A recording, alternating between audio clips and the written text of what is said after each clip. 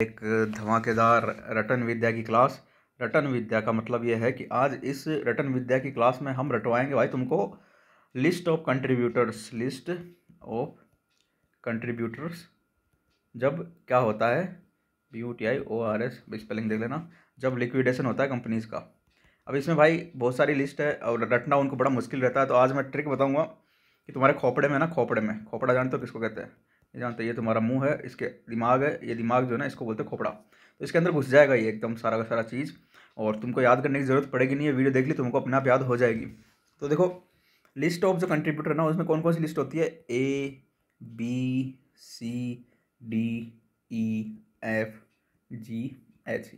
ये इतनी सारी लिस्ट हैं। कितनी हो गई है? गिने क्या इनको? गिन लेते हैं चलो। 1 2 3 4 5 6 7 8।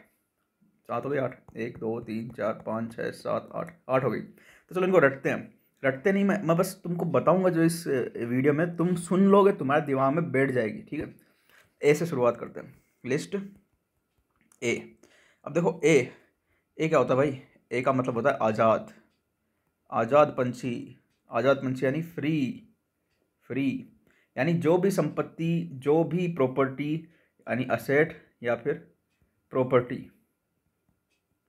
फ्री है किसी भी चार्ज से, है ना? यानी कि हम गिरवी रख देते हैं ना, कभी लोन लेते हैं या फिर किसी के पास उधार सामान लेके आते हैं, तो अपनी कोई भी संपत्ति को गिरवी रख देते हैं कि भाई अगर मैंने चुकाऊँ पैसा तो ये संपत्ति तू उठा ले जाना।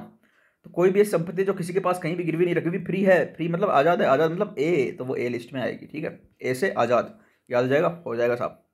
लिस्ट बी भैया, बी का मतलब क्या होता है पता तुमको? बी का मतलब होता है बंधन। बंधन किसको बोलते हैं पता तुमको? बांध देते हैं। तो बांधने का मतलब क्या होता है? प्लेज्ड का मतलब गिरवी अगर तुमने कोई संपत्ति रख दी तो उसको बांध दिया ना भाई। कि मान लो तुम किसी के पास में लोन लेके आए, ठीक है? तुम 1 लाख रुपए का लोन लेके आए और अपनी हयाबूसा को गिरवी रख दिया, हयाबूसा को। अब नहीं चुकाओगे लोन तो उठा ले जाएगा हयाबूसा, तो हयाबूसा को बांध दिया ना उस आदमी के पास जिसके पास तुम लोन लेके आए। तो बी से होता है बंधन, और बंधन का मतलब प्लेज्ड, यानी कि बी लिस्ट में कौन सी आती है? बी लिस्ट में वो आती है असेट या प्रॉपर्टी जो कि स्पेसिफिकली प्लेज्ड है, ठीक है?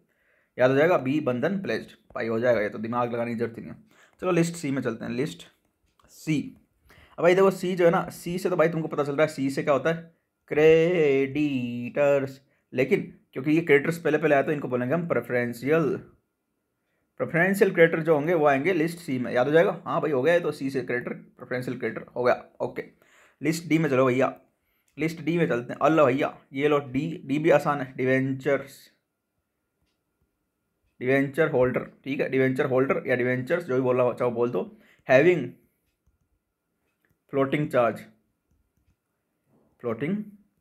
तो याद रह जाएगा तुमको डी से डिवेंचर होता है जो कि फ्लोटिंग चार्ज वाले हो, ठीक है? चार्ज मतलब यानी उनका किसी एक स्पेसिफिक संपत्ति पे चार्ज नहीं होता, बहुत सारी संपत्तियों के ग्रुप पे फ्लोटिंग चार्ज होता है। यानी जब तक उनका चूक नहीं जाएगा बकाया, तब तक उन संपत्तियों को हम बेचते जाएंगे, ठीक है? तो ये डी का हो गया काम। अब चलो लिस्ट ई पे चलते हैं। लिस्ट ई। अब ई से देखो, स्पेलिंग नहीं होती लेकिन मैंने बनाई है। मैंने बोला है इनसिक्योरिटी, इनसिक्योर्ड, है ना? अब ये इनसिक्योर मुझे पता है ई से शुरू नहीं होता, लेकिन कर लो भाई, तुमको याद करना है तो ई से शुरू करना ही पड़ेगा ना। तो ई से सीधा सीधा निकलता है इनसिक्योर्ड, यानी कि अनसिक्योर्ड क्रेडिटर, यानी जिन्होंने कोई भी संपत्ति को प्लेस नहीं किया हुआ, अनसिक्योर है, वो आएंगे लिस्ट ई में। ई से इनसिक्योर, याद हो जाएगा? हो गया भैया, ये तो हमको याद हो गया। अब लिस्ट ई के बाद में आता है एफ का मतलब भाई होता है फर्स्ट, FIRST। एफ का फर्स्ट का मतलब होता है प्रेफरेंस। भाई जिसको पहले घुसा रहे हो उसको प्रेफरेंस दे रहे हो ना तुम, यानी प्रेफरेंस शेयर होल्डर।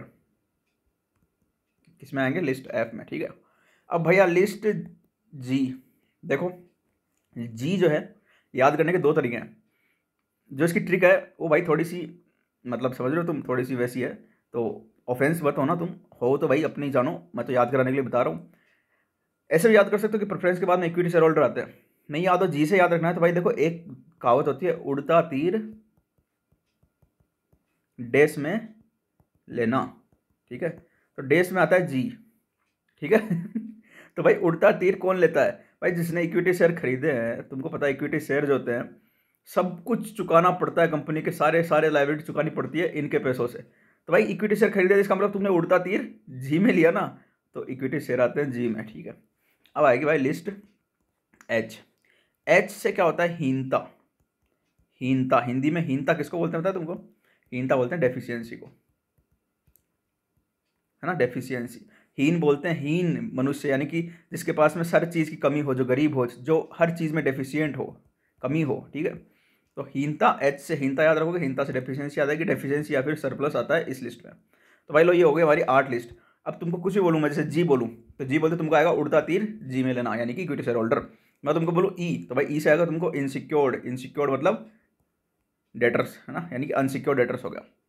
मैं तुमको ए बोलूँ तो ए से तुमको जल्दी से याद आएगा आज़ाद, यानी जो भी कोई भी प्लेज नहीं की हुई कहीं भी, वो वाली असेट आएगी इसमें। मैं तुमको बी बोलूँ तो बी का मतलब तुमको याद आएगा बंधन यार, यानी कि जो कि स्पेसिफिकली प्लेज की हुई है ना।